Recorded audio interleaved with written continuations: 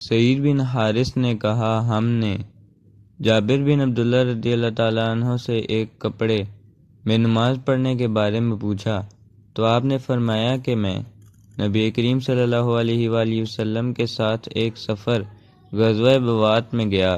ایک رات میں کسی ضرورت کی وجہ سے آپ کے پاس آیا۔ میں نے دیکھا کہ آپ صلی اللہ علیہ وآلہ وسلم نماز میں مشغول ہیں۔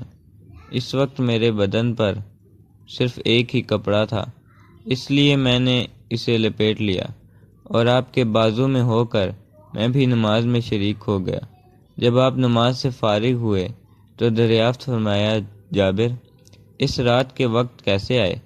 میں نے آپ صلی اللہ علیہ وآلہ وسلم سے اپنی ضرورت کے متعلق کہا۔